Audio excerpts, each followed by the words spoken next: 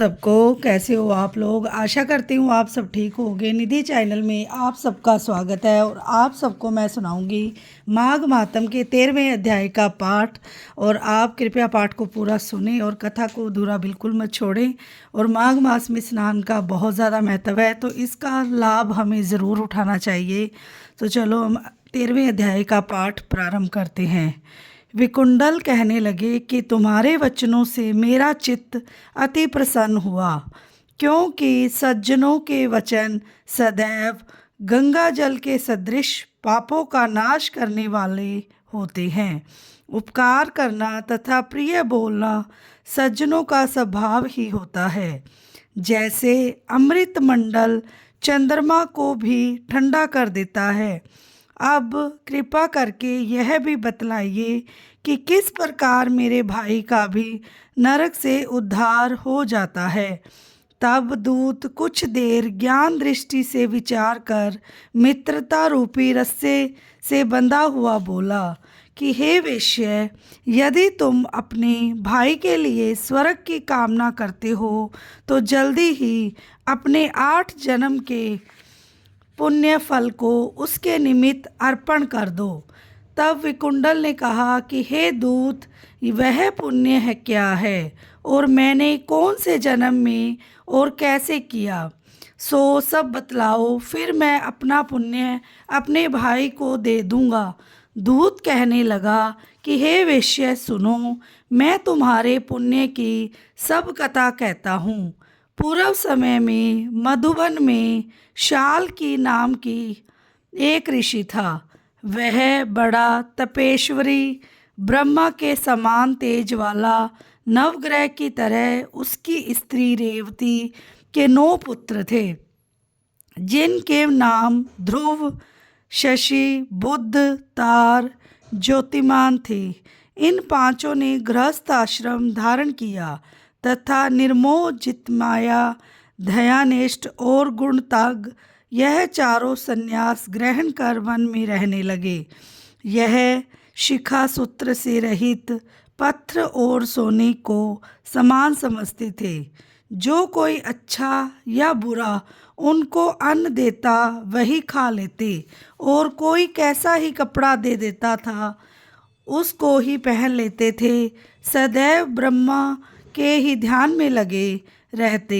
इन 4 ने व्रत, शीत, निद्रा और आहार सबको जीत लिया।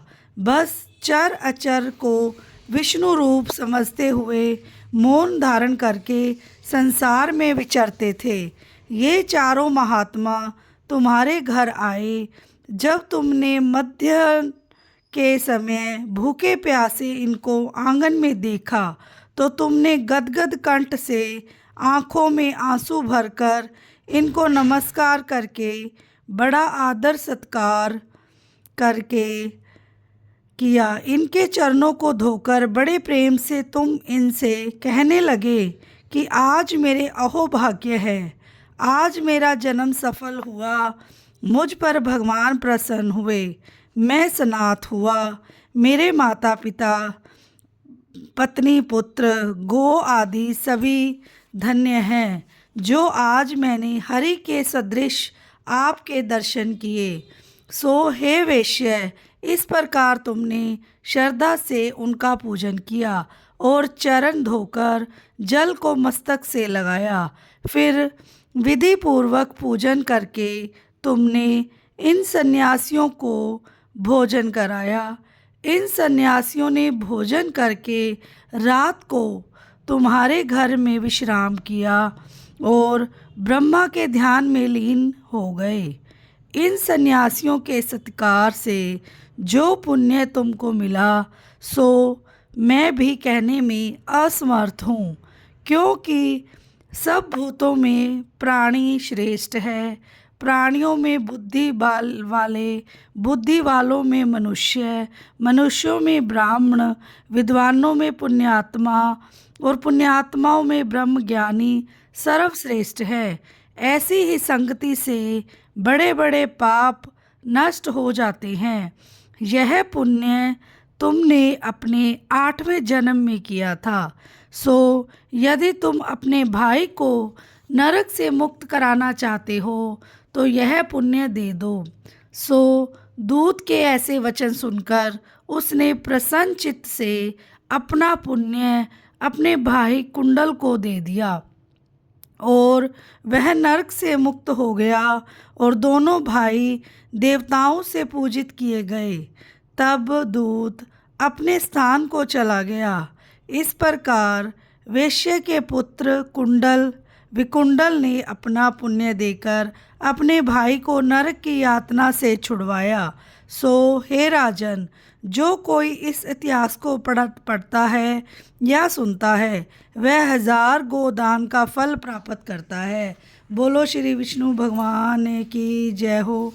आशा करती हूँ आपको कथा पसंद आई होगी और कथा में कोई गलती हो तो मुझे क्षमा करना। और अब हम थोड़ा सा कीर्तन कर लेते हैं। श्रीमन नारायण नारायण नारायण, भजमन नारायण नारायण नारायण, जपमन नारायण नारायण नारायण, लक्ष्मी नारायण नारायण नारायण, श्रीमन नारायण नारायण नारायण, भजमन नारायण नारायण नारायण। बोलो श्री विष्णु भगवान की जय हो। वीडियो को लाइक, चैनल को सब्सक्राइब करना बिल्कुल ना भूलें जो भी चैनल पे नए हैं, और बेल आइकन को ज़रूर प्रेस करें ताकि मेरी वीडियो की नोटिफिकेशन आप तक जल्दी जल्दी पहुंच जाए, क्योंकि आपके लाइक सब्सक्राइब से बहुत ज़्यादा हिम्मत मिलती है। तो धन्यवाद। मिलते हैं नेक्स्ट वीडियो में, तब तक के लिए राधे राधे, जय श्री श्याम।